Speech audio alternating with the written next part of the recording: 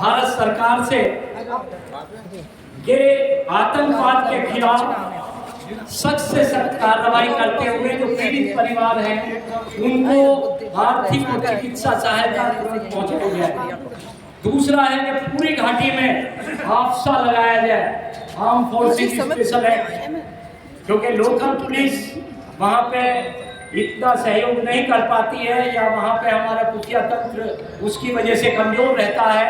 तो जैसे north east में और पहले कश्मीर में भी था, लेकिन उसको अति उत्साह में हटा दिया है आर्म फोर्सेस स्पेशल एक्ट, जिसमें आर्मी को पूरा अधिकार होता है आतंकवादियों के खिलाफ काम करने के लिए।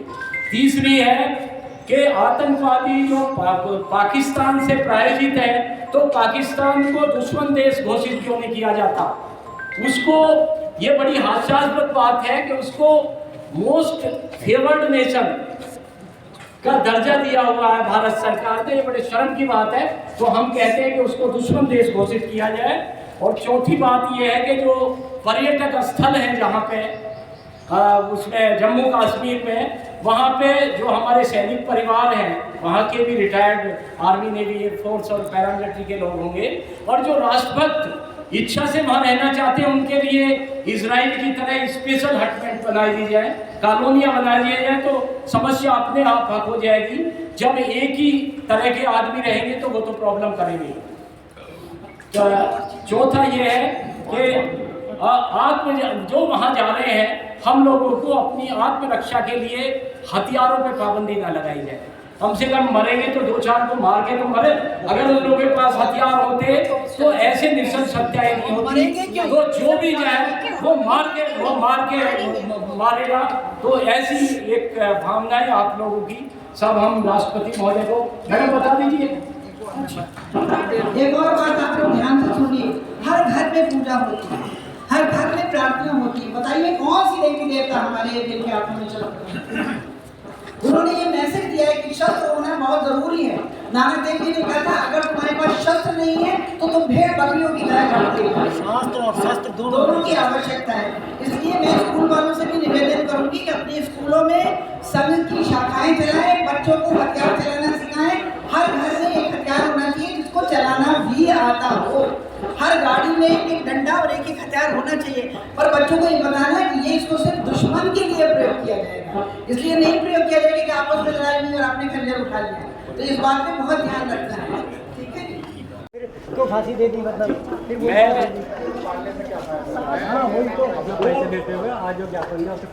मैं एक पूर्व वायु सैनिक अधिकारी एडवोकेट बीसी बंसल, अध्यक्ष पूर्व सैनिक जन कल्याण समिति सैनिक परिवार गाजियाबाद। आज हम लोग सैनिक परिवार और राष्ट्रभक्त सब इकट्ठे होके अपनी भावनाओं को व्यक्त करते हुए भारत सरकार को कुछ संदेश देते हुए ज्ञापन देने आए हैं। राष्ट्रपति महोदय के नाम अपने जिलाधिकारी को हमने ज्ञापन दिया।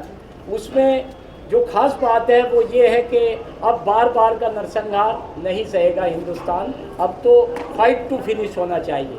नंबर 2, जो वहाँ से हादसा हटाया गया है, आर्मी को डायरेक्ट एक्शन का जो वो आर्म फोर्सेज स्पेशल एक्ट होता है वो फिर से लगाया जाए, क्योंकि लोकल पुलिस के बस की वहाँ पे कुछ नहीं है। तीसरा ये है कि वहाँ पे यहाँ के लोगों की, पूर्व सैनिकों की, देशभक्तों की अलग से बस्तियाँ बसाई जाए ताकि जनसंख्या में भी कुछ वो आए। तीसरे जो भी वहाँ जा रहा है, पहले तो वहाँ जाने की क्या ज़रूरत है, उससे अच्छे अरुणाचल, नागालैंड, उत्तरांचल, ये हमारे गोवा, हिमाचल, हमारे बहुत सारे जगह हैं और अगर हम जाएं तो हमसे हथियार लेके हम जाएंगे, हमारे हथियार पहले रखवा लिए जाते हैं और वहाँ पे भेड़ बकरियों की तरह हमें काट दिया जाता है।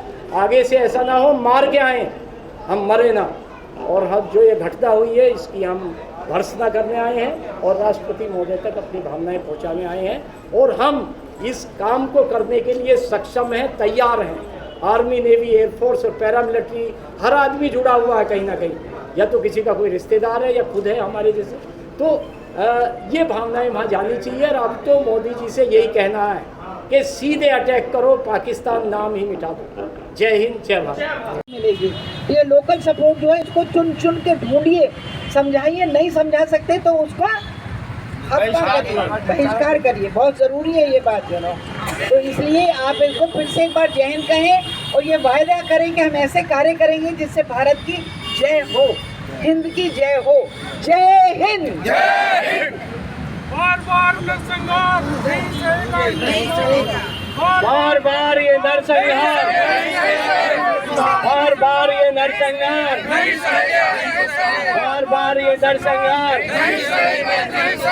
बार बार नरसंहार नहीं सहेगा, बार बार नरसंहार नहीं सहेगा।